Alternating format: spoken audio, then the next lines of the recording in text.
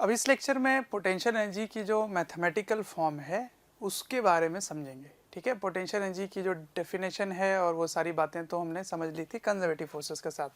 तो potential energy क्या होता है? पोटेंशियल एनर्जी को क्या बोलते हैं? स्थितिज ऊर्जा, है ना। स्थितिज ऊर्जा,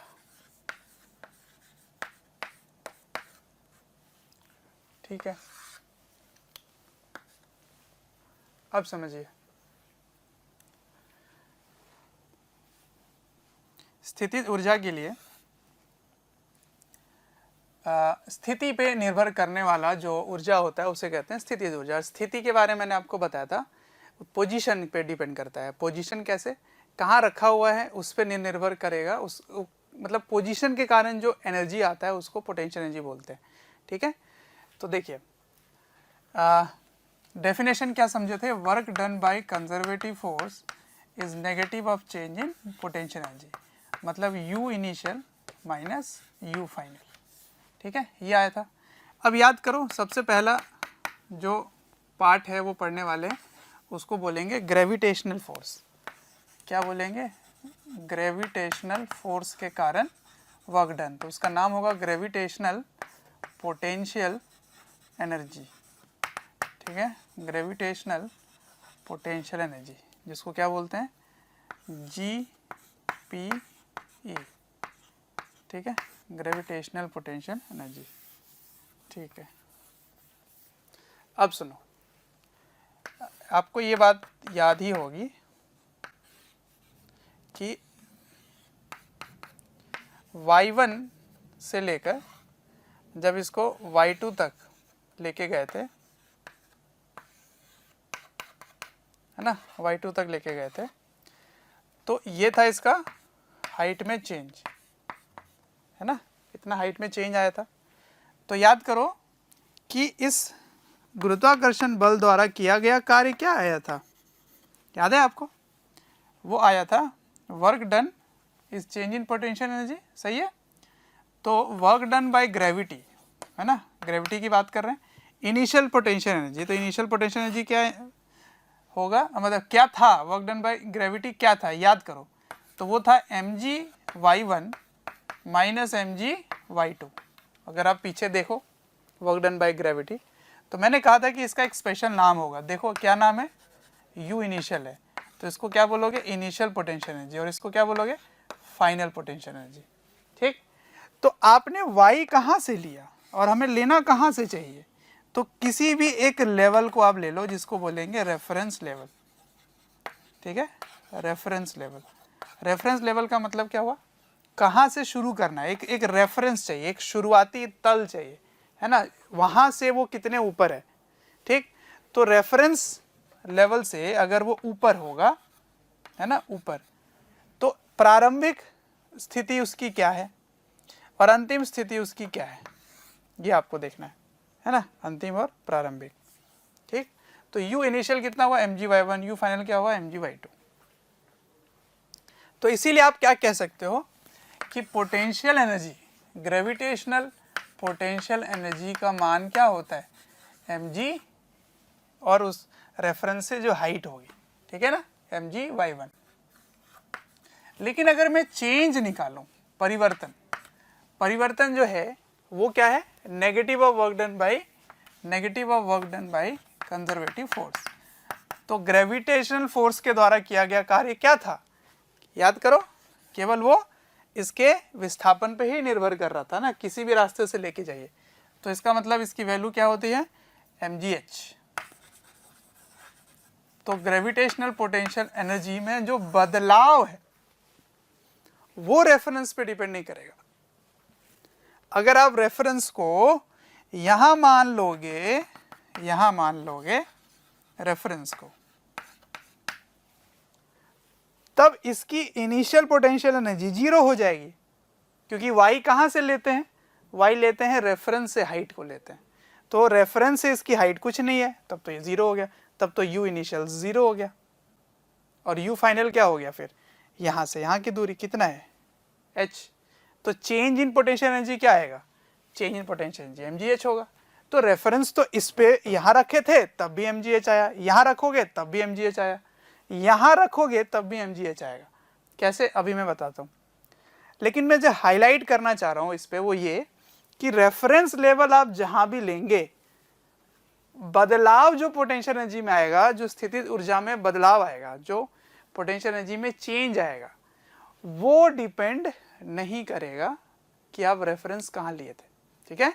लेकिन एब्सोल्यूट पोटेंशियल एनर्जी मतलब एग्जैक्ट पोटेंशियल एनर्जी की अगर बात करें तो वो जरूर डिपेंड करेगा कि आपने रेफरेंस कहाँ लिया था। जैसे अगर आप फर्स्ट फ्लोर पर खड़े हो, फर्स्ट फ्लोर पे हो, मैं मान लेते हैं मैं फर्स्ट फ्लोर में खड़ा हूँ, तो यदि इस ऑब्जेक्ट को मैं यहाँ से लेकर यहाँ पे रख देता हूँ, ठीक है, यहाँ पे रख दिया, तो यदि रेफरेंस आप यहीं लेते हैं, यहाँ पर इस बोर्ड का इस कोने को लेते हैं, तो हाइट क्या हुआ, h हुआ, मान लीजिए h, तो इसमें पोटेंशियल एनर्जी में बदलाव कितना हुआ, mgh। लेकिन अगर आप देख रहे हो ग्राउंड फ्लोर से, जमीन से देख रहे हो, तो उस समय जो शुरुआती था वो देखने वाला ही नीचे चला गया, तो प्रारंभिक स्थितिज ऊर्जा इसकी हो गई mg/1 और अंतिम स्थितिज ऊर्जा हो गई mg/2, यानी कि फाइनल पोटेंशियल एनर्जी mg/2 है और इनिशियल पोटेंशियल एनर्जी mg/1 है।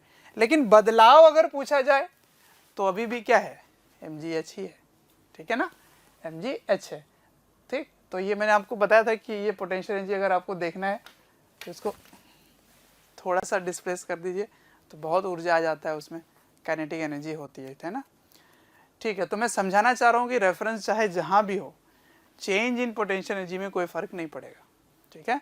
लेकिन एग्जैक्ट पोटेंशियल एनर्जी अगर निकाला जाए तो वो डिपेंड करेगा, ठीक है। अब रही बात इसकी, यहाँ लेने पे आंसर कैसे आता है, तो देख लीजिए, अगर आप यहाँ रेफरेंस लेते हैं, रेफरेंस लेवल 3 इसको मान लेता हूँ, तो फॉर 3 तीसरे के लिए अगर बात की जाए तो इनिशियल पोटेंशियल एनर्जी क्या होगा, इनिशियल पोटेंशियल एनर्जी, तो आपका ऑब्जेक्ट यहाँ है, तो कभी भी रेफरेंस के नीचे हो ना कोई ऑब्जेक्ट तो उसकी पोटेंशियल एनर्जी नेगेटिव लोगे, ठीक है, नेगेटिव। तो इसका आंसर हो गया -mgh। और फाइनली वो कहाँ पहुँच गया बच्चों, फाइनली रेफरेंस पर है, तो रेफरेंस पे तो कुछ भी नहीं है पोटेंशियल एनर्जी, तो 0 हो गया। तो चेंज इन पोटेंशियल एनर्जी कैसे निकालेंगे, चेंज होगा u final minus u initial, u final 0 है, u इनिशियल माइनस mgh है। देखो अभी भी आंसर क्या आ गया, mgh, ठीक है। तो कभी भी रेफरेंस लेवल आप चेंज करेंगे तो चेंज इन पोटेंशियल एनर्जी में कोई फर्क नहीं पड़ेगा। अगर आप रेफरेंस लेवल 2 ले लेते 2, तो for reference 2 u initial is 0, u final is ऊपर चला गया mgh, ठीक है ना, ये आ गया। तो ऐसे करते हैं पोटेंशियल एनर्जी में चेंज का आंसर। तो चेंज कैसे निकालेंगे, u final minus u initial, तो mgh माइनस 0, तो दिस इज mgh, mgh सभी में वही आ रहा है। एक और इम्पॉर्टेंट पॉइंट यहाँ समझाना चाहूँगा, ये पोटेंशियल एनर्जी किसका है, क्या ये केवल इसी वस्तु का पोटेंशियल एनर्जी है, क्या ये इसी ऑब्जेक्ट की पोटेंशियल एनर्जी है, आंसर इज नो। ये पोटेंशियल एनर्जी सिस्टम का होता है, पूरे निकाय का होता है। तो ये पृथ्वी और इस वस्तु दोनों को अगर एक निकाय मानोगे, मतलब सिस्टम मानोगे दोनों को, दोनों का पोटेंशियल एनर्जी है। मैं पूछूंगा अर्थ का कितना पोटेंशियल एनर्जी है, तो आप अकेला नहीं बोल सकते, आप कैसे बोलोगे, उस बॉल और अर्थ दोनों को कंबाइन करेंगे, एक सिस्टम बनाएंगे, तब वो सिस्टम की पोटेंशियल एनर्जी होगी, ठीक है। तो आप ध्यान रखना, इसको नोट कर लेना कि gravitational potential energy is mgh, note potential energy that is mgh is, ये potential energy is of complete system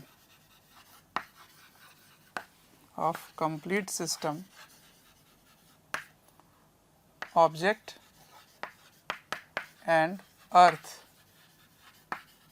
as system,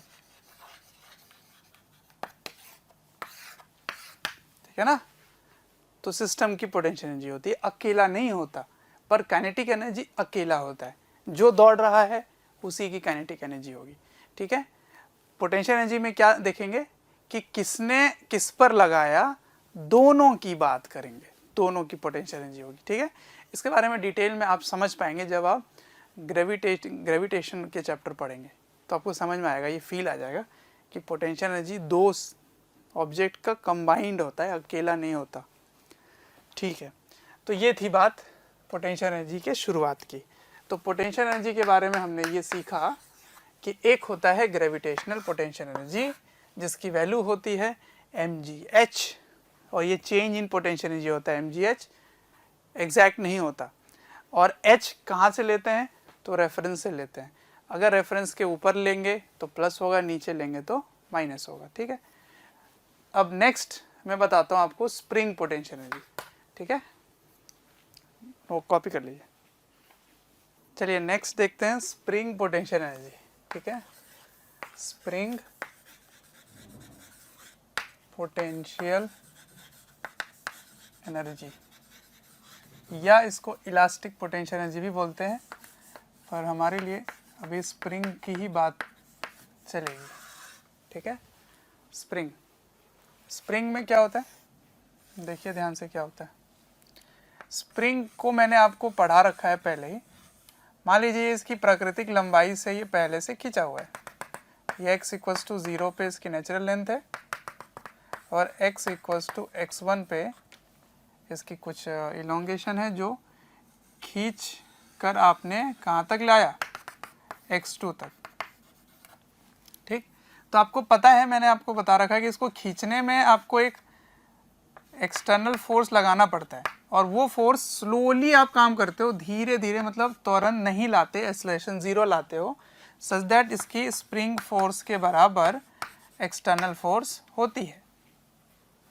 तो इस फोर्स के द्वारा, इस बल के द्वारा किया गया कार्य क्या होता है, तो इस बल के द्वारा किया गया कार्य होता है, याद करो, हाफ के x1² माइनस हाफ के x2²। याद आ रहा है आपको। तो मैंने आप क्या बताया था उसको मैं यहाँ पर रिलेट करता हूँ। देखिए डेफिनेशन अभी क्या बताए, work done by conservative force is equals to U initial minus U final, है ना, U initial minus U final. तो ये वाला क्या बन जाएगा, यू इनिशियल बन जाएगा, ये वाला क्या बन जाएगा, यू फाइनल बन जाएगा, ठीक है। तो यू इनिशियल, इसका मतलब पोटेंशियल एनर्जी का फॉर्मूला क्या आ गया, स्प्रिंग पोटेंशियल एनर्जी का फॉर्मूला क्या हो गया, हाफ के x², ठीक है ना। तो ये चेंज अगर लाओगे तो चेंज इन पोटेंशियल एनर्जी क्या लिखेंगे, हाफ के x1² माइनस हाफ के x2², ठीक है। ये इनिशियल है, ये फाइनल है। तो चेंज की बात क्या करोगे, change in potential energy half के x2² माइनस हाफ के x1², ठीक है। ये क्या लिख रहा हूँ मैं, ये लिख रहा हूँ जब when x1 is equals to 0। इसका मतलब आपने कहाँ से शुरू किया है, बिल्कुल इसकी प्राकृतिक लंबाई से शुरू किया है। ये क्या है, नेचुरल लेंथ, ये नेचुरल लेंथ है ना, यहाँ से यहाँ तक। तो यहाँ से यहाँ की दूरी है x1, यहाँ से यहाँ की दूरी है x2। तो हाफ के x2² माइनस हाफ के x1² हो गया इसका चेंज इन पोटेंशियल एनर्जी। अब यहाँ पर भी आपको एक रेफरेंस लेना पड़ेगा क्योंकि पोटेंशियल एनर्जी की बात हो रही है।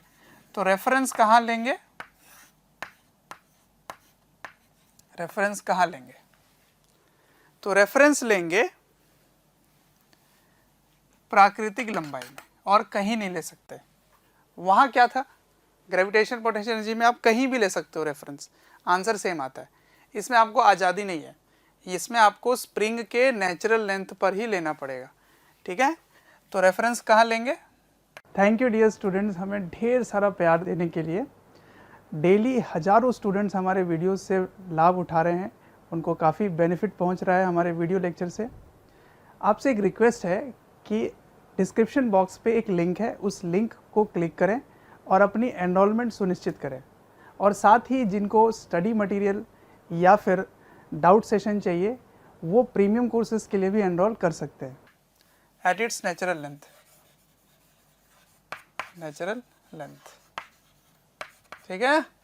तो मतलब नेचुरल लेंथ से कितना खींचा हुआ है उस पर निर्भर करेगा इसके स्प्रिंग पोटेंशियल एनर्जी।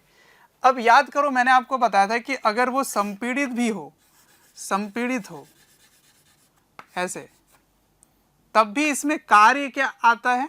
जब आप इसको ऐसे दबाते हैं, संपीड़ित करने में जो कार्य करते हैं उस समय स्प्रिंग का बल पूरे टाइम आगे लग रहा होता है, ठीक है ना। यहाँ लिख के छोड़ नहीं रहे हो, यहाँ से यहाँ जा रहे हो, ठीक है ना। प्राकृतिक लंबाई से आप x1 दूरी पर लेके जा रहे हो, ठीक, या x1 x2 हो गया, इसको x3 लिख लेते हैं। तो इसमें भी कार्य यही आता था, तो इसका मतलब स्प्रिंग पोटेंशियल एनर्जी वही रहेगा। तो कहने का मतलब है जब स्प्रिंग में इलोंगेशन हो, स्प्रिंग इलोंगेशन मतलब खिंचाव है, ठीक है, कितना x, कहाँ से? फ्रॉम नेचुरल लेंथ, मतलब प्राकृतिक लंबाई से, फ्रॉम नेचुरल लेंथ, प्राकृतिक लंबाई से x खींचेगा तब पोटेंशियल एनर्जी हाफ के एक्स स्क्वायर होगा।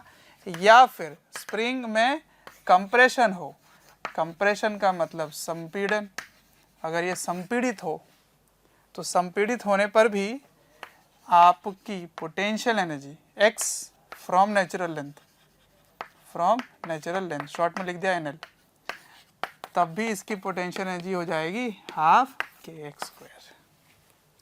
What my point? तो ये रेफरेंस था, ये पोटेंशियल एनर्जी में चेंज था, ये स्प्रिंग पोटेंशियल एनर्जी, ये सारी बातें आपको याद रखनी है कि आप आगे इस्तेमाल करेंगे, ठीक है। तो क्या क्या सीखे फिर से मैं बताता हूँ कि स्प्रिंग में नेचुरल लेंथ से ही दूरी लेते हैं। अगर वो x खींचा हुआ है तो हाफ के एक्स स्क्वायर, उसके बाद और नया खींचने में x2 की जो दूरी है वो भी कहाँ से ले रहे हो? वो भी नेचुरल लेंथ से ही ले रहे हो, ठीक है। तो ये इसका कार्य हो गया, ये इसकी पोटेंशियल एनर्जी हो गई, ठीक है। तो पोटेंशियल एनर्जी कितना स्टोर होगा? इतना स्टोर होगा। स्टोर क्यों हो रहा है? क्योंकि आप खींच रहे हो, खींचने के कारण आपको कार्य करना पड़ता है, और जो एक्सटर्नल फोर्स है, ये जो एक्सटर्नल फोर्स है उसी का कार्य इस सिस्टम में स्टोर हो जाता है। तो आपको मैंने बताया था वो जो रस्सी है वो टाइट रहता है, उस रस्सी को जब आप खींचते हो तो टाइट रस्सी को खींच रहे हो ना, उसकी शेप में चेंज कर रहे हो, तो फोर्स लगा रहे हो, उस फोर्स का वर्क होगा, उस वर्क का एनर्जी होता है, जिसके कारण पोटेंशियल एनर्जी आता है, और आप छोड़ते हो तो तीर बहुत तेज से निकल जाता है, ठीक है। तो ये हो गया स्प्रिंग पोटेंशियल एनर्जी, ठीक है। चलिए अब इसको कुछ क्वेश्चन से जोड़ते हैं और फिर और कंसेप्ट डेवलप करते हैं धीरे धीरे, ठीक है। No doubt. एक और मुख्य पॉइंट है, एक मुख्य बिंदु है जिनको आपको समझना है कि देखिए, जो भी आप ग्रेविटेशनल पोटेंशियल एनर्जी की बात कर रहे थे, ग्रेविटेशनल पोटेंशियल एनर्जी, वो ऑफ अ पॉइंट मास कर रहे थे। पॉइंट मास, पॉइंट मास मतलब क्या होता है? एक बिंदु हो, है ना। द्रव्यमान जो है वो एक बहुत ही पतला सा बिंदु है। जैसे ये अगर आप देखो तो ये लंबा है ना, ये खींचा हुआ है, लेकिन इसको एक बिंदु की तरह आपको मानना है, तो उसको बोलेंगे पॉइंट मास। तो ऑफ पॉइंट मास जो होता है वो तो आप इतना बड़ा मैंने बना दिया था ऐसे, पर इसको क्या आपको मानना है? एक छोटा सा बिंदु है। अभी तक जितना भी चैप्टर में जो भी आप वस्तु देख रहे हो वो एक पॉइंट मास ही है। हर चैप्टर में, काइनेमेटिक्स में, NLM, फ्रिक्शन, अब वर्क में पहुंच गए आगे भी, तो एक पॉइंट मास की तरह ट्रीट करेंगे। तो पॉइंट मास के लिए पोटेंशियल एनर्जी क्या होता है? mgh, ठीक है, या change in potential energy is mgh। लेकिन अगर आप ऑफ एक्सटेंडेड बॉडी देखेंगे, एक्सटेंडेड बॉडी, एक्सटेंडेड बॉडी मतलब खींचा हुआ, है ना, खींचा हुआ लंबा सा कोई ऑब्जेक्ट है, तो खींचे हुए ऑब्जेक्ट पर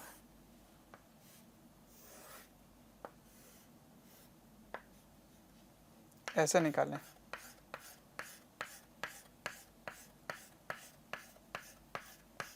अब तो ये पॉइंट मास है नहीं, तो आप पोटेंशियल एनर्जी कैसे निकालेंगे?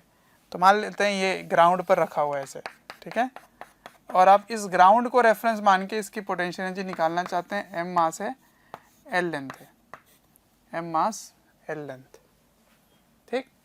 तो सुनो, यहाँ से y डिस्टेंस पे जाके dy एलिमेंट ले लेते हैं, ठीक है, dy एलिमेंट ले लेते हैं। अब ये एक पॉइंट मास है, ये क्या है? एक पॉइंट मास है। तो इसका मास क्या होगा? dm, बहुत ही छोटा सा मास क्या होगा? मास per unit length m/l, mass per unit length into length, length क्या है? dy। तो ये हो गया इसका छोटा सा पॉइंट मास। अब ये कितने हाइट पर है? तो y हाइट पर है, तो छोटा सा पोटेंशियल एनर्जी क्या होगा? dmgy। अब dm क्या है? m/l इंटू जी इंटू वाई डी वाई, है ना, इसको बाहर कर दिया। अब इसको इंटीग्रेट कर लो, ऐसे छोटे छोटे को इंटीग्रेट करेंगे कहाँ से? जीरो से लेकर एल तक, ठीक है। तो जीरो से लेकर एल तक, यहाँ तक, तो इसकी पोटेंशियल एनर्जी निकल आएगी, है ना। यहाँ रेफरेंस मान लेंगे जीरो, y बराबर जीरो पे पोटेंशियल एनर्जी जीरो है यहाँ पर, और y तक निकालना है, ठीक है। ऐसा हो गया। तो u equals to M G by L, और ये क्या हो गया? Y square by two, zero to L. तो M G L square by two L, L और एल कट गए, तो M G L by two, ठीक है। तो potential energy is M G L by two. अरे ये कैसा नंबर आया? इसका मतलब इस पूरे द्रव्यमान को आप कहाँ मान सकते हैं? इसके केंद्र पे मान सकते हैं, इसके सेंटर पे मान सकते हैं। तो इसको बोलते हैं सेंटर ऑफ मास, है ना, द्रव्यमान केंद्र। अगला चैप्टर यही है, इसके बारे में डिटेल में पढ़ेंगे, लेकिन इस चैप्टर में थोड़ी सी ज़रूरत पड़ जाती है। तो मैं इतना बता देता हूँ, अगर वो खिंचा हुआ कोई ऑब्जेक्ट है, तो एक छड़ है, एक छड़ी है, तो उस छड़ी के केंद्र पे आप मानेंगे कि ये पूरा द्रव्यमान कहाँ है? यहाँ है। तो इसकी potential energy M G L नहीं होगा, M G L by two होगा। इसका मतलब क्या हुआ? इसका मतलब हुआ कि पूरे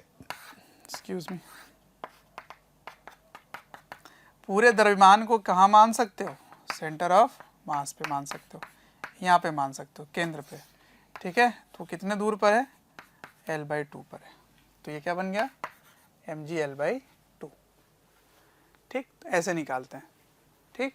तो हर बार ऐसा हो ये जरूरी नहीं है। जैसे एक जंजीर है और वो ऐसे इसके ऊपर रखा हुआ है ना, ऐसे रखा हुआ है, ऐसे देखो, ऐसे टेढ़ा सा है, ठीक है, ऐसे। तो इसका पोटेंशियल एनर्जी क्या इसके सेंटर पे मान सकते हैं? यहाँ पे मान सकते हैं पूरे मास को कि ये m मास का है ना, और इसकी कंप्लीट लेंथ l है। तो क्या इसके आधे लेंथ पर होगा? इसकी आधी लेंथ यहाँ लग रही है, हाँ। क्या ये दूरी चाहिए होगा मुझे? ये हाइट लेंगे? तो आंसर इज नो, गलत।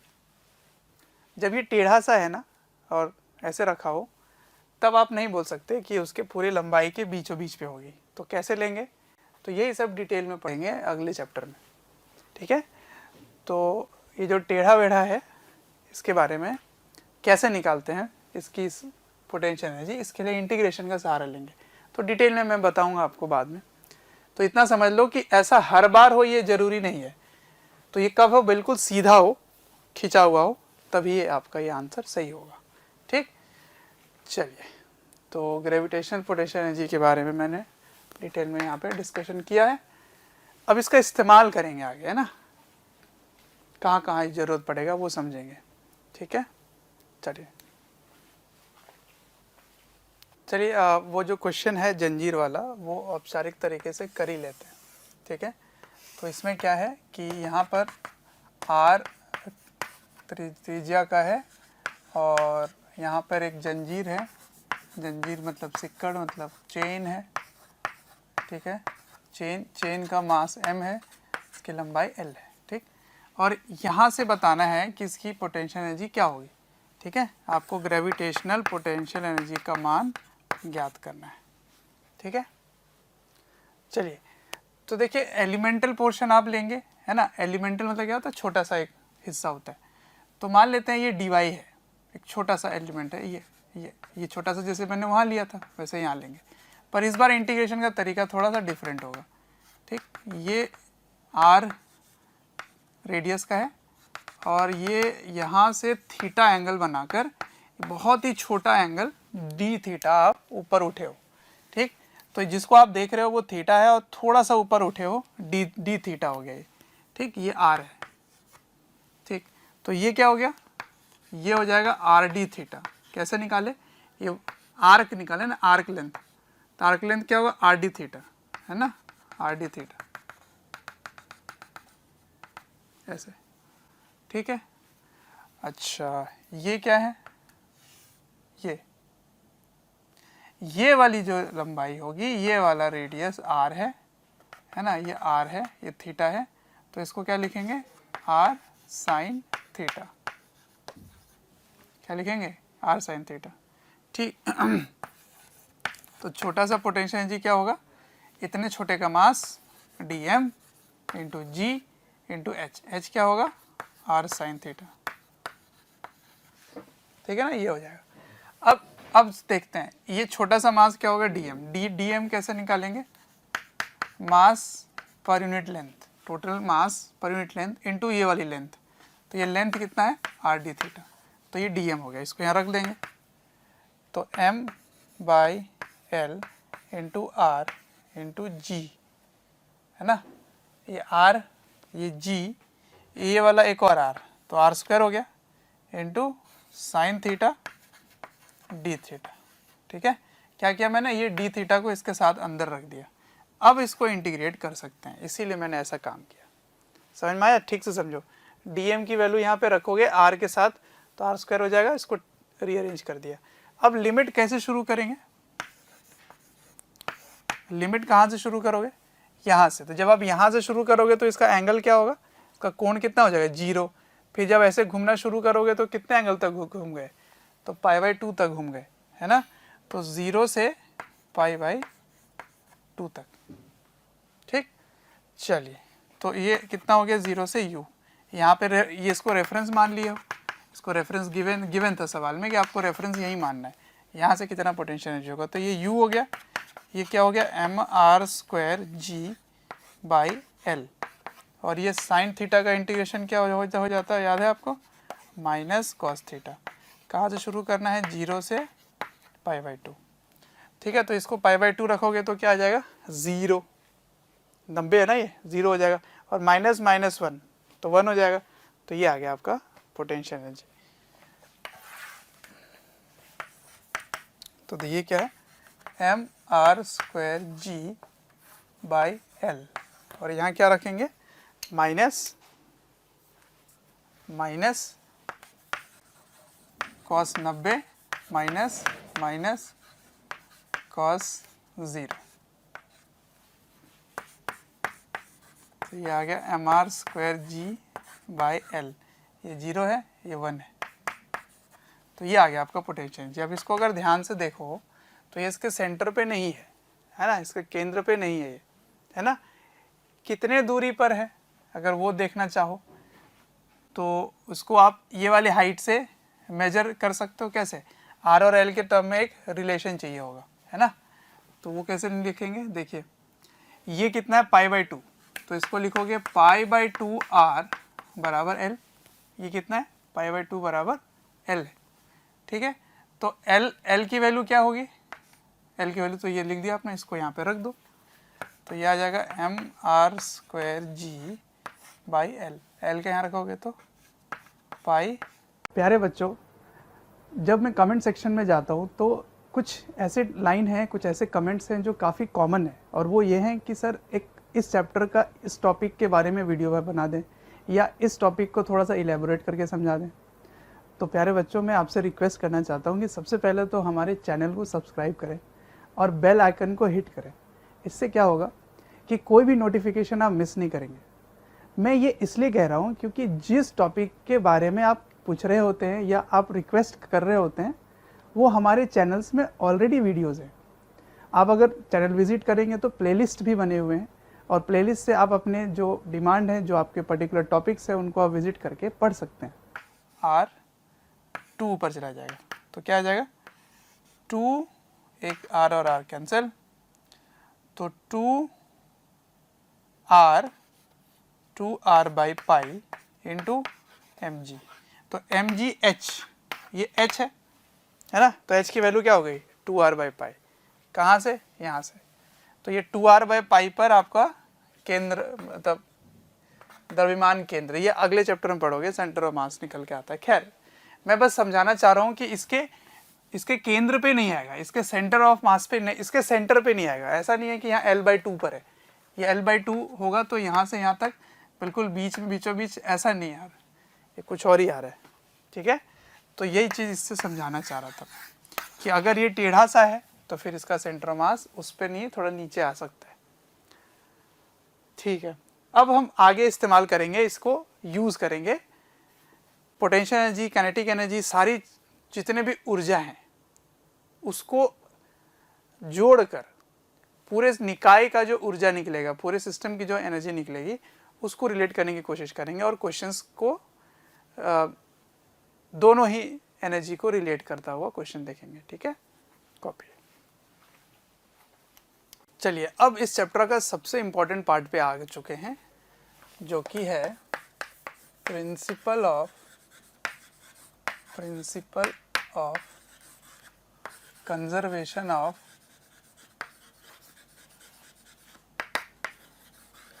Energy. Principle of conservation of energy. ठीक है, principle of conservation of energy मतलब ऊर्जा का संरक्षण के नियम, है ना। प्रिंसिपल मतलब नियम ही है एक तरह का। तो क्या नियम है, किसका नियम, संरक्षण करना है। किसका संरक्षण, ऊर्जा का संरक्षण। ठीक है, तो ये है संरक्षण, कंजर्वेशन मतलब संरक्षण, ये ऊर्जा। ठीक है, इसके बारे में बात हो रही है। तो देखिए, वर्क एनर्जी थ्योरम मतलब कार्य ऊर्जा प्रमेय, work energy theorem. Work energy theorem में हमने क्या सीखा, हमने सीखा मतलब कार्य ऊर्जा प्रमेय, इसी से ये निकल के आता है। ठीक है ना, क्या, देखिए ध्यान से, work done by all the forces is equals to change in kinetic energy. अब ये कौन कौन से बल हो सकते हैं, आपने बल फोर्स वाले चैप्टर में, न्यूटन वाले चैप्टर में सीखा है। तो कौन कौन से फोर्सेस के बारे में आपने सीखा है, सारे फोर्सेस का वर्क डन अगर आप निकालेंगे तो चेंज इन काइनेटिक एनर्जी आता है। ठीक है, मैं मुख्यतः 3 भाग में बांटता हूँ इसको।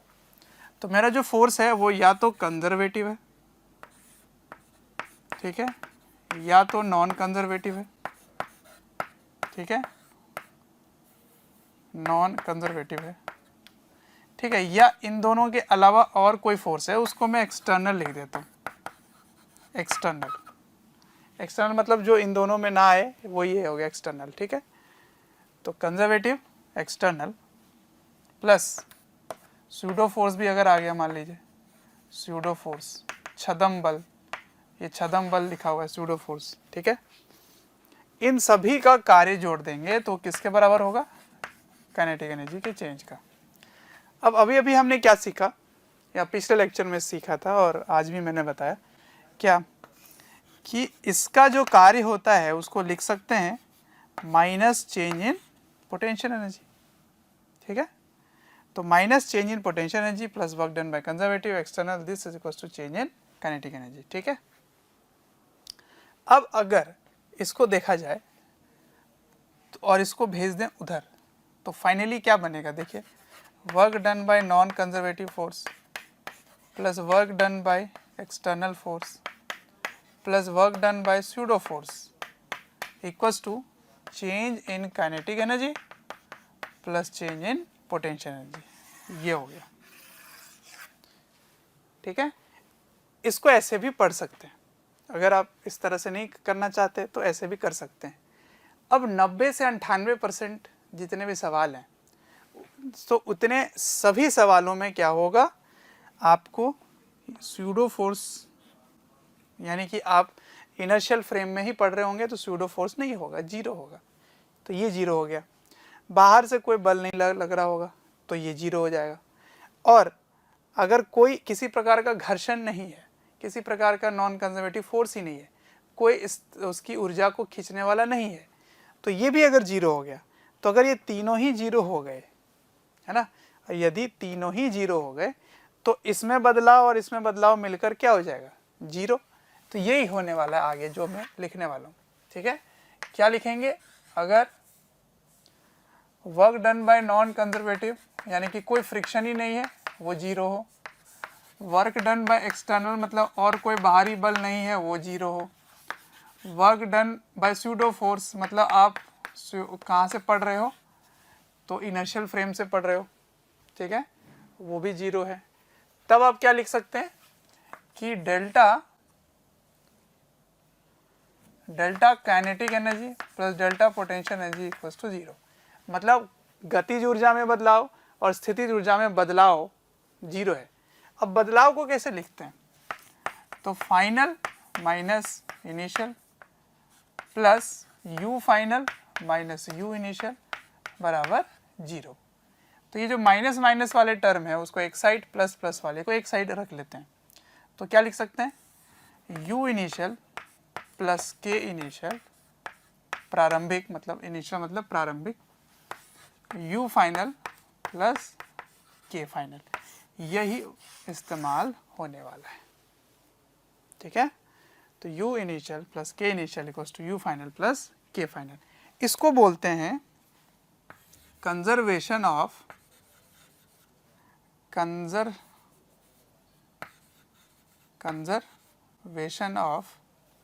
क्या कर रहा हूं मैं भी,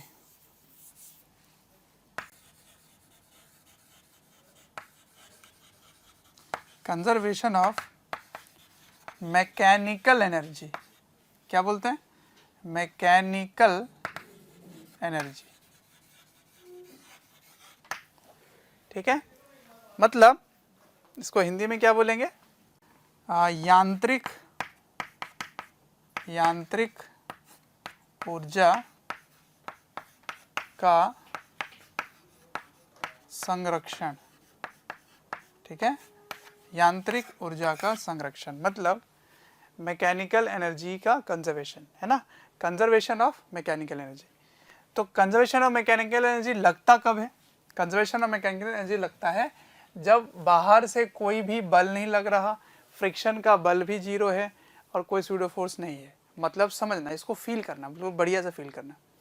यदि आप किसी ऑब्जेक्ट को फेंक रहे हैं ऊपर, है ना, इसी को चलो फेंकते हैं, ऊपर फेंक रहे हैं और फिर आप कैच कर लिए, तो पूरे रास्ते में अगर आप देखेंगे तो किसी ने रस्सी बांधा नहीं है, कोई खींच नहीं रहा है, हवा के द्वारा लगाया गया बल भी मैंने नेगलेक्ट कर दिया है, ठीक है।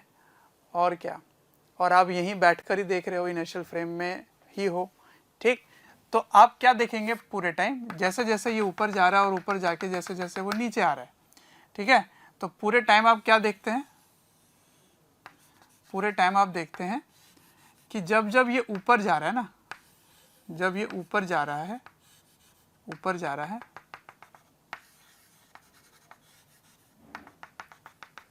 तो टॉप मोस्ट पॉइंट पर इसका वेग जीरो हो जा रहा है, ठीक। तो पूरे टाइम इसकी जो वेग है उसमें कमी आ रही है, v1 v2 v3 कमी आ रही है। तो जब वेग में कमी आ रही है तो इसकी गतिज ऊर्जा कम हो रही है। और लेकिन उसकी स्थितिज ऊर्जा बढ़ रही है क्योंकि हाइट बढ़ता जा रहा है ना। तो उसकी स्थितिज ऊर्जा में बढ़ना और उसके गतिज ऊर्जा में कम होना, तो वो कम होके जा कहाँ रहा है, तो काइनेटिक एनर्जी का ही कुछ भाग कहाँ पहुंच जाता है, पोटेंशियल एनर्जी में। जब वो लौट कर नीचे आता है, जब वो लौट कर नीचे आता है तो पूरे टाइम इसका वेग बढ़ना शुरू होता है, तो उसकी वेलोसिटी बढ़ने लगती है ना, और उसकी हाइट कम होने लग जाती है, उसकी हाइट कम होने लगती है। इसका मतलब क्या कम होने लगता है, उसकी पोटेंशियल एनर्जी कम होने लगता है ना, और काइनेटिक एनर्जी बढ़ने लगता है। तो सोचो, नीचे आने पे बढ़ रहा है पोटेंशियल एनर्जी और काइनेटिक एनर्जी, नहीं, पोटेंशियल एनर्जी कम हो रहा है और काइनेटिक एनर्जी बढ़ रहा है। ऊपर जाने के टाइम काइनेटिक एनर्जी कम हो रहा है और पोटेंशियल एनर्जी बढ़ रहा है। इसका मतलब किसी भी समय कहीं पर भी आप पढ़ेंगे, यहाँ पे यहाँ पे यहाँ पे कहीं भी पढ़ेंगे, तो टोटल अगर आप निकालेंगे ना, kinetic energy plus potential energy, वो पूरे टाइम कांस्टेंट रहेगा। ठीक है ना, इसका जो योग है इसको जोड़ दो और इसको जोड़ दो, दोनों बराबर हो जाएंगे। तो इसका मतलब ये और ये दोनों का सम हमेशा बराबर रहेगा पूरे रास्ते में। ठीक, इसी को कहते हैं मैकेनिकल एनर्जी का कंजर्वेशन या यांत्रिक ऊर्जा का संरक्षण। ठीक, तो यांत्रिक ऊर्जा का संरक्षण क्या होता है, वो होता है कि गतिज ऊर्जा और स्थितिज ऊर्जा का जो योग है वो हमेशा बराबर रहेगा, कांस्टेंट रहेगा पूरे रास्ते के दौरान। ऐसा इसलिए क्योंकि हमेशा वहाँ पर कंजर्वेटिव फोर्स लग रहा होता है।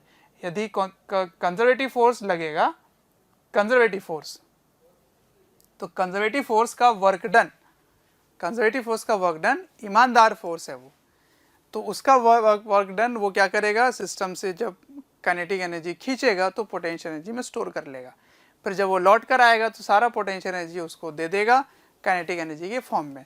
तो सिर्फ और सिर्फ ये कब लगता है, जब सिर्फ और सिर्फ कंजर्वेटिव फोर्स होता है, सिर्फ और सिर्फ संरक्षी बल होता है। इसीलिए संरक्षी बल के बारे में इतने डिटेल में हमने पिछले लेक्चर में पढ़ा था, क्योंकि वो बहुत स्पेशल फोर्स है।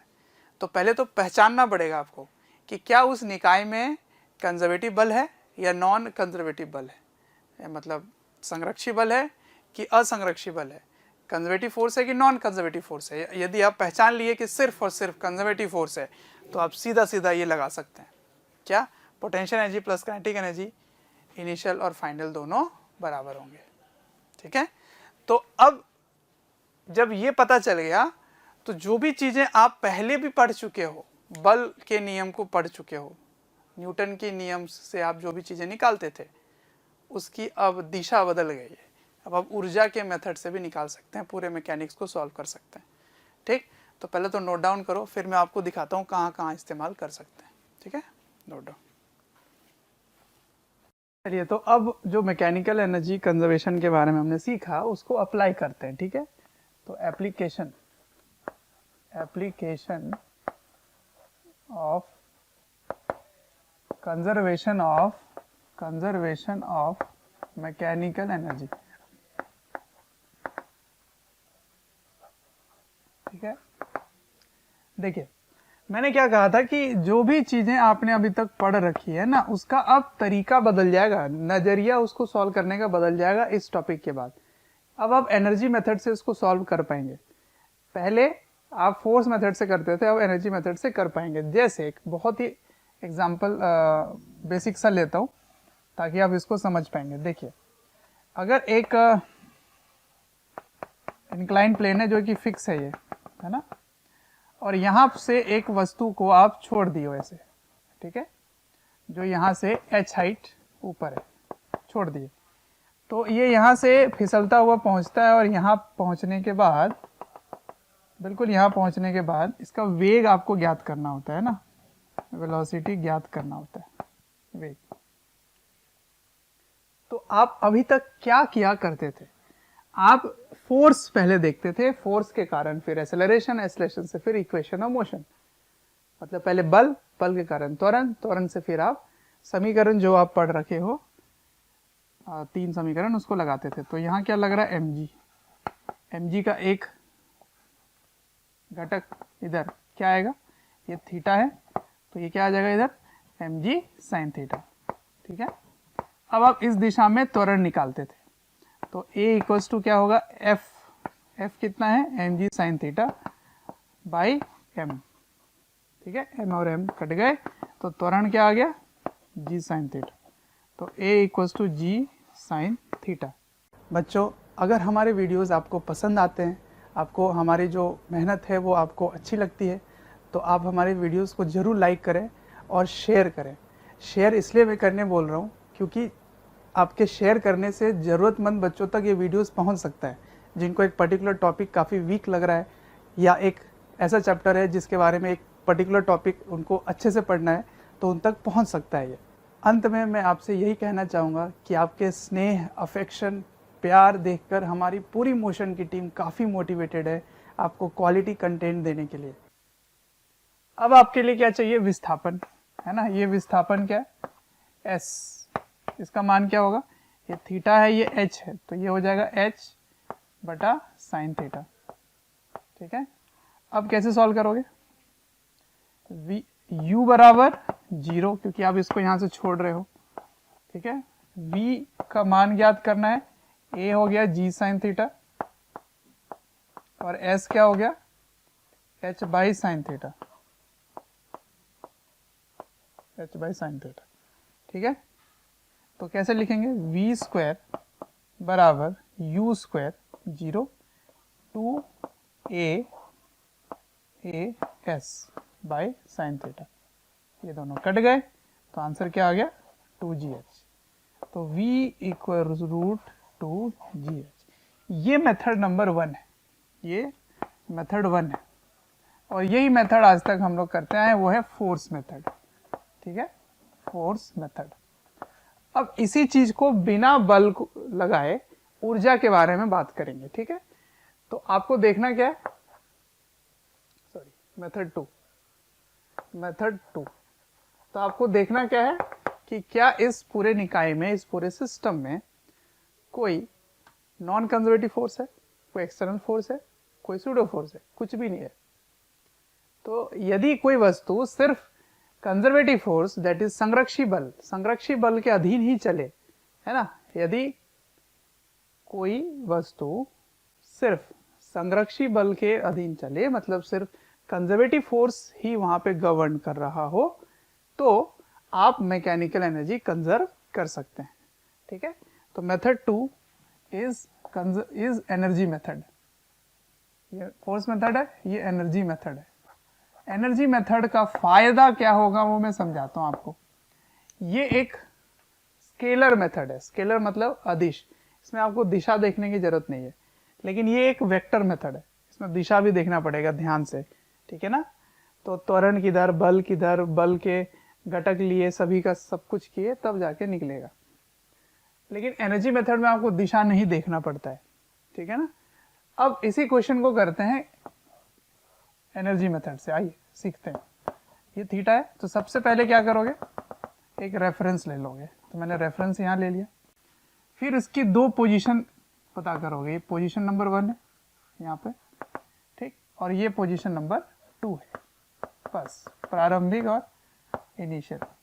तो ये आपको ज्ञात करना है, ये कितना है 0, ठीक है, ऐसे, ठीक, और ये धीरे धीरे धीरे धीरे नीचे जा रहा है ना, धीरे नहीं मतलब वेग उसकी है तब जा रहा है, ठीक है। तो ये है h, यहां से यहां तक h, ठीक। अब सुनो, ये कहता है कि यदि इस निकाय में सिर्फ कंजर्वेटिव फोर्स है, सिर्फ कंजर्वेटिव है, नॉन कंजर्वेटिव नहीं है ना, नॉन कंजर्वेटिव नहीं है। नॉन कंजर्वेटिव फोर्स यदि नहीं है तो नॉन कंजर्वेटिव फोर्स के नहीं होने से क्या होता है, नॉन कंजर्वेटिव फोर्स के नहीं होने से आप एनर्जी कंजर्व कर सकते हैं। U1 plus K1 equals to U2 plus K2। तो मैंने रेफरेंस लिया, अब रेफरेंस से हाइट मुझे देखना है, ये तो पहले से दिया हुआ है सवाल में, बहुत बढ़िया। कितना हो गया, ऊपर है तो प्लस हो जाएगा, कितना mgh, आपने यहां से छोड़ा था तो U 0 हो गया। यहां पे U निकालना है तो U रेफरेंस में ही पहुंच गए, तो रेफरेंस में पोटेंशियल एनर्जी 0 और इसकी काइनेटिक एनर्जी क्या हो जाएगी, यहाँ पे गतिज ऊर्जा हो जाएगी हाफ mv², ठीक है। तो mgh, m और m अब कैंसिल हो गए, तो कितने आसानी से आ गया v² बराबर ये, तो यहाँ से हटा दो तो √2gh आ गया। अब देखो, ठीक है। तो अब हम लोग एनर्जी मेथड ही लगाने वाले हैं सारे सवालों में, ठीक है ना। तो सबसे पहले ढूंढोगे कि यहाँ पे जो भी बल हैं उनको पहले ढूंढो। तो कौन कौन से बल थे? तो इधर नॉर्मल था, इधर mg था, फ्रिक्शन नहीं है। यदि फ्रिक्शन होता तब आप इसको नहीं कर पाते, ठीक है। अब ये नॉर्मल पूरे टाइम विस्थापन के लंबवत है ना। तो थीटा 90 होने से इसका कार्य क्या हो गया? 0। तो ये एक्सटर्नल फोर्स पे आ जाएगा, ये 0 हो गया, ठीक है ना। चलिए, तो इसको नोट डाउन कीजिए, नेक्स्ट क्वेश्चन देखते हैं। चलिए नेक्स्ट देखते हैं। नेक्स्ट जो एक एग्जांपल है, नेक्स्ट क्वेश्चन मतलब देखिए, एक पेंडुलम है जिसको आपने यहाँ से किसी एंगल पर ऐसे छोड़ रखा है, ठीक है। तो m मास का, l लेंथ का, थीटा एंगल ऐसे छोड़ रखा है, ठीक। और छोड़ने के बाद जब ये यहाँ पहुंचता है इस जगह पे, तो इसकी वेलोसिटी आपको बतानी है, ठीक, ये बताना आपको। तो पहले पता करते हैं इसमें कौन कौन से फोर्सेस लग रहे हैं। तो एक तो mg लग रहा है, दूसरा टेंशन लग रहा है, और कोई फोर्स नहीं लग रहा। अब ये जो टेंशन का जो बल है ये पूरे टाइम इसके विस्थापन के लंबवत है, ठीक है ना। तो 90 डिग्री है, तो इसका कार्य 0 हो जाएगा। तो वर्क डन बाय टेंशन 0 हो गया। तो सिर्फ और सिर्फ अब गुरुत्वाकर्षण बल मतलब कंजर्वेटिव फोर्स के अधीन ही चल रहा है। तो अब आप इसकी कंजर्वेशन ऑफ एनर्जी लगा सकते हो। तो कैसे लगाओगे? देखो, 2 पॉइंट लेना होता है। तो हमेशा रेफरेंस लेवल 2 में से किसी एक को ले लो, जो आप प्रारंभिक और अंतिम जिस स्थिति को देख रहे हो उन्हीं दोनों में किसी एक को ले लो, ठीक है। तो इसको ले लिया मैंने 2, इसको ले लिया 1, ठीक है। अब आपको हाइट क्या चाहिए होगी? ये वाली हाइट चाहिए, ये वाली हाइट चाहिए, ठीक है ना। देखिए इधर ये L है, तो ये क्या हो जाएगा? L cos थीटा, ठीक है ना। कैसे समझ में आया? कैसे आप यहाँ से cos थीटा लिखिए, तो बेस अपॉन हाइपोटेन्यूज मतलब आधार बटे कर्ण, तो उससे आप अगर सॉल्व करोगे तो L cos थीटा आ जाएगा। तो ये क्या दूरी है? ये वाली। आपको तो h चाहिए ना, तो h हो गया L में से L cos थीटा को घटा दीजिए, ठीक है, ये हो गया। तो देखिए, क्योंकि इसके द्वारा कार्य 0 है तो आप कह सकते हैं u initial plus k initial बराबर u final plus k final. तो ये प्रारंभिक था और ये अंतिम है। तो क्योंकि आप प्रारंभिक से इसको छोड़ ही रहे हो तो इसकी वेग यहाँ पे 0 हो गई। तो काइनेटिक एनर्जी 0, गतिज ऊर्जा 0। अब इसकी स्थितिज ऊर्जा आपको यहाँ पे लिखना है। तो हाइट क्या है बताओ? mg L 1 minus cos theta बराबर, यहाँ पोटेंशियल एनर्जी 0 हो गया, लेकिन काइनेटिक एनर्जी हाफ mv² हो गया। m और m कट गए, ठीक। 2 से इसको मल्टीप्लाई कर दो, तो 2gl 1 माइनस cos थीटा, ठीक है, इक्वल्स टू v²। तो इसका रूट आ जाएगा, ठीक है। ये हो गई इसकी वेलोसिटी। कहाँ पे? यहाँ पे। समझ आ रहा है ये सब क्वेश्चन, है ना। तो बहुत ही आसान तरीके से अब इसको सॉल्व कर सकते हैं। तो इसमें करना क्या होता है? 2 पॉइंट ढूंढो, फिर एक पॉइंट पे पोटेंशियल एनर्जी रेफरेंस ही मान लो, हालांकि कहीं भी मान सकते हो। तो ऐसा जगह मानते हैं जहाँ पे काम आसान होता है, ठीक है। अब एक और एग्जांपल देखते हैं। देखिए, यदि आपसे पूछा जाए कि एक स्प्रिंग को में ऐसे आपने रखा है, ठीक, तो यहाँ पर इसकी प्राकृतिक लंबाई से वो थोड़ा सा नीचे दब गया, ऐसे, ठीक। तो साम्यावस्था में इसकी स्थितिज ऊर्जा क्या होगी, ये सवाल है, ठीक है। मतलब एक सवाल का हिस्सा है, मैं अभी तो सिखा रहा हूँ आपको केवल। तो आपको बस potential energy of m, potential energy of m at equilibrium point, ये बताना है। इक्विलिब्रियम मतलब समझ रहे हो? ये साम्यावस्था है ना। जब ये साम्य साम्यावस्था में होगा उस समय इसकी स्थितिज ऊर्जा क्या है, स्थितिज ऊर्जा ज्ञात करना है आपको। ठीक है, स्थितिज ऊर्जा कब ज्ञात करना है, साम्यावस्था में, मतलब इक्विलिब्रियम में। ठीक है, तो इक्विलिब्रियम में क्या होता है, ये नीचे दब गया x, तो आप इसको क्या लिखोगे, नीचे mg ऊपर kx, सही है। तो kx बराबर mg, kx बराबर mg, तो x बराबर mg बटा k। ठीक, अब आपको x दूरी अंदर दब गया उसके बारे में पता चल गया, तो आपको क्या करना है, एक रेफरेंस लेवल लेना है ना, क्या करना है, रेफरेंस। तो रेफरेंस मान लेते हैं, नेचुरल लेंथ पे तो स्प्रिंग का लेना ही पड़ेगा, इसका कहां लोगे, तो इसके लिए आप x यहां से यहां तक आया है ना, तो इस जगह का रेफरेंस लेते हो, इस जगह पर, इस जगह का रेफरेंस ले लिए, ये रेफरेंस है, तो रेफरेंस के नीचे है ये, है ना, रेफरेंस के नीचे है, तो इसकी पोटेंशियल एनर्जी क्या होगी, -mg(x), और स्प्रिंग क्योंकि दबा हुआ है तो स्प्रिंग की एनर्जी क्या होगी, +12 kx²। समझ में आ रहा है, और x की वैल्यू यहां से रख देना, तो x की वैल्यू यहां से रख दोगे तो आपका आंसर आ जाएगा mg/k +12 k mg² k², इसको काट दो तो क्या आ गया, प्लस और ये माइनस, तो -12 m²g²/2k, ये इसकी टोटल पोटेंशियल एनर्जी हो गई। तो मैं क्या समझाना चाह रहा हूँ कि यदि स्प्रिंग भी आ जाए तो आपको दोनों ही प्रकार के स्थितिज ऊर्जा देखना है ना, gravitational as well as potential energy. तो अभी मैं बस धीरे धीरे तैयार कर रहा हूँ आपको छोटे छोटे क्वेश्चनों के, कि एक क्वेश्चन का बड़ा सा हिस्सा होगा जिसमें आपको ये सब छोटे छोटे चीजें आपको करनी होंगी जो उस सवाल का हिस्सा ही बन के आएगा। तो आपको ये सब बातें अगर पता नहीं होंगी तो उसको नहीं कर पाओगे, इसीलिए मैं आपको पहले बेसिक क्वेश्चन से करवा रहा हूँ। ठीक है, आगे बढ़ते हैं, नेक्स्ट क्वेश्चन देखते हैं। तो नेक्स्ट क्वेश्चन इस प्रकार है, देखिए ध्यान से, फिर से एक इंक्लाइंड प्लेन है,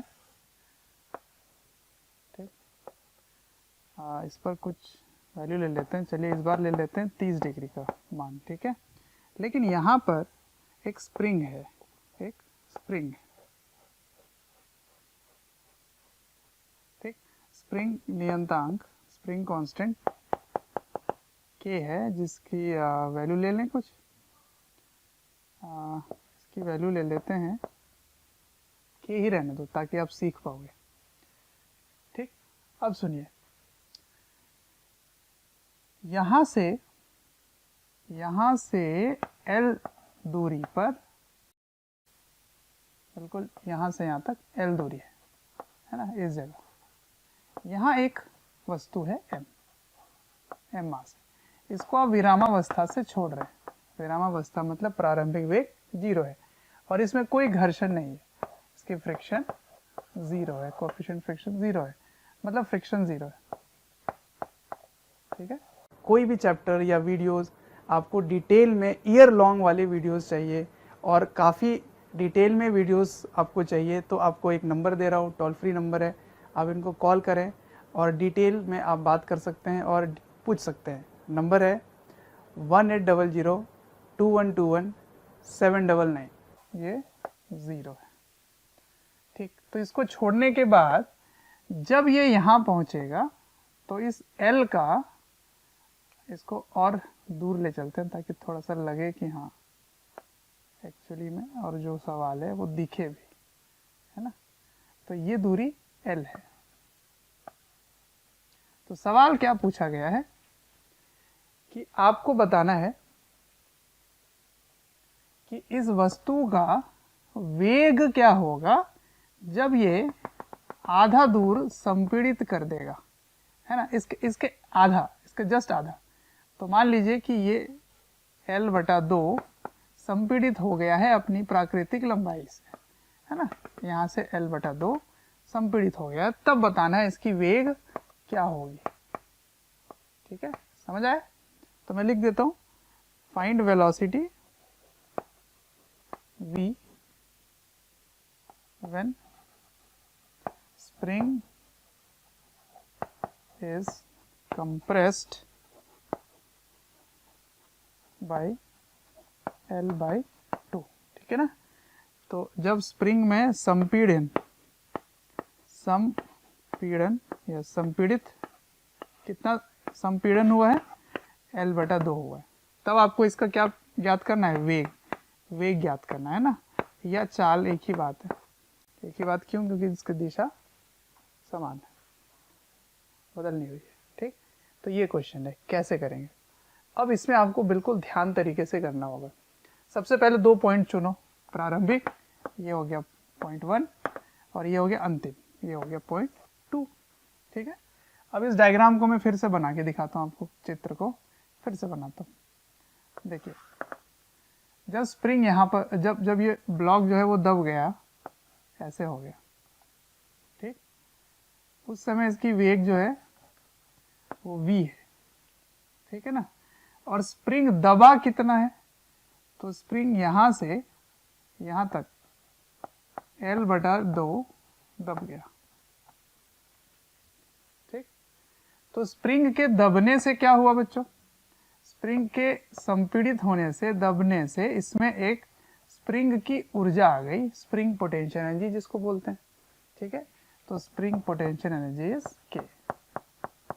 ठीक, और ये वाला जो कोण है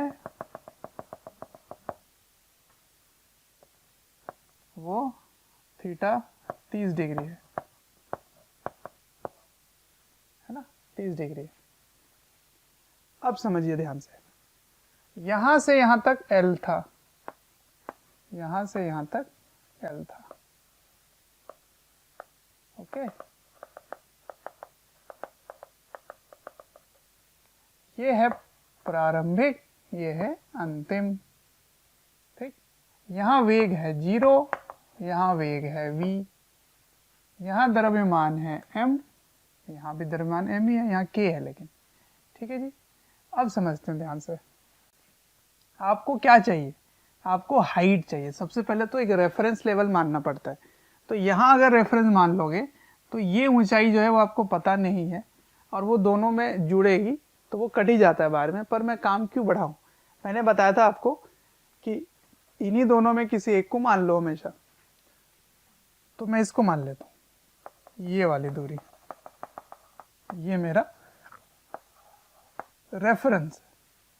तो रेफरेंस से इसकी जो ऊंचाई है ये चाहिए होता है आपको, इसको h बोल देते हैं। ठीक है, ये h हो गया। अब समझो, समझो ध्यान से, आपको ये चाहिए h, कैसे निकलेगा, ये है L, ये है L/2, तो ये वाला कोण भी तो 30 डिग्री ही होगा, नहीं? बिल्कुल होगा। तो इस त्रिभुज में साइन 30 का मान क्या होगा, ये h और ये L + L/2 है। तो आप लिखेंगे साइन 30 बराबर h/L + L/2। ठीक, तो ये भी हाफ और ये 3/2, तो इधर ले जाएंगे, तो हाफ इंटू 3L/2 बराबर h, तो 3/4 हो गया, 3/4L बराबर h। ठीक है, तो h का मान आ गया।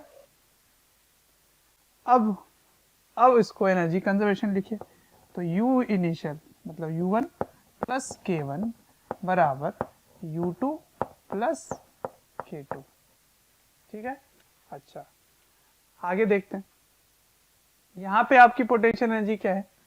तो यहाँ पर अब आपको दोनों लिखना पड़ता है, कौन कौन, ग्रेविटेशनल पोटेंशियल एनर्जी और स्प्रिंग पोटेंशियल एनर्जी, क्योंकि दोनों है, स्प्रिंग भी है और ग्रेविटी भी है, दोनों है।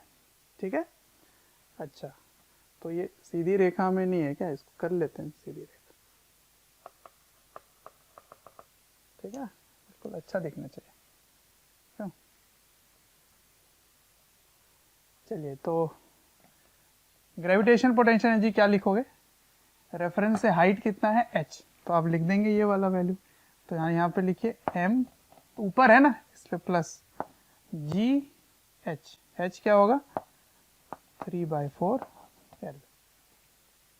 स्प्रिंग पोटेंशियल एनर्जी, स्प्रिंग दब गया है, स्प्रिंग संपीड़ित हो गया है, कितना दब गया L, तो स्प्रिंग पोटेंशियल एनर्जी क्या होगा हाफ के एक्स स्क्वायर, एक्स का मान क्या है L है, तो L बाई 2 का स्क्वायर।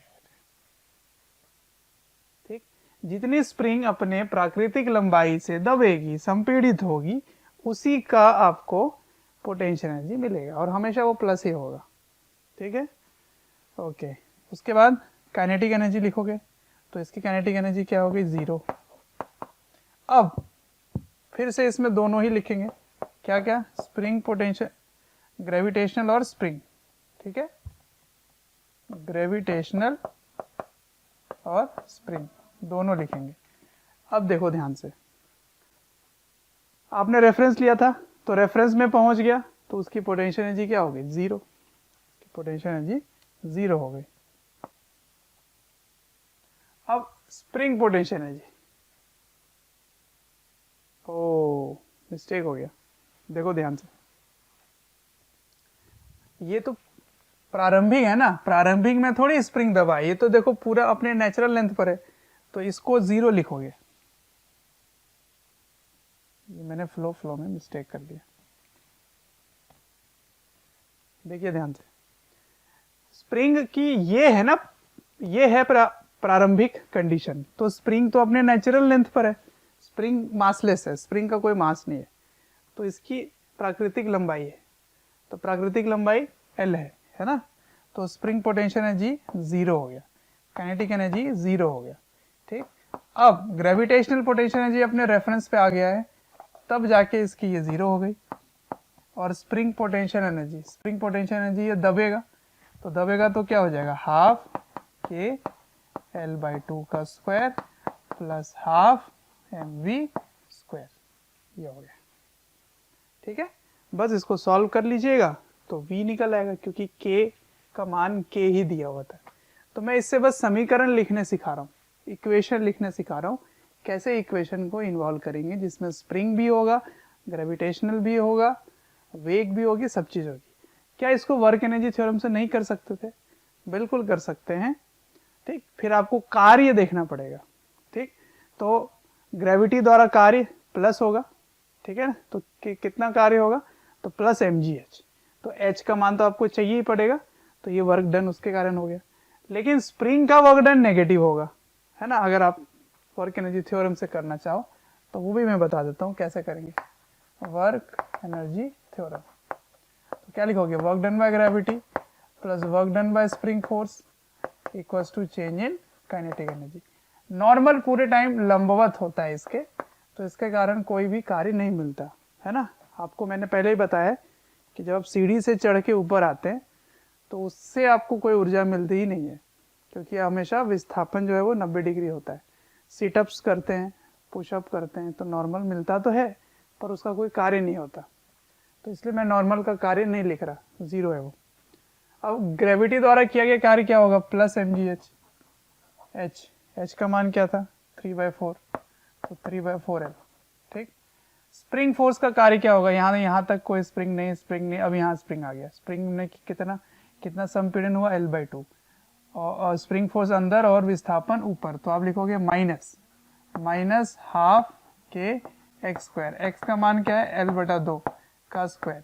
अब काइनेटिक एनर्जी फाइनल क्या है, हाफ mv स्क्वायर, इनिशियल क्या है 0, इनिशियल क्या है 0, तो बस देख लो, इसको उधर भेज दो, ये वही आ गया, देखो तो दोनों एक ही है, वहीं से आप, इसी से तो आप ये बनाए थे, तो कोई भी एक मेथड फॉलो कर लो।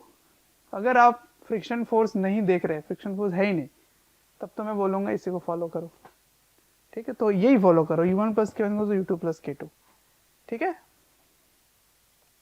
चलिए नेक्स्ट देखते हैं, इसको कॉपी कर लो। बच्चों, अगर हमारे वीडियोस आपको पसंद आते हैं, आपको हमारी जो मेहनत है वो आपको अच्छी लगती है, तो आप हमारे वीडियोस को ज़रूर लाइक करें और शेयर करें।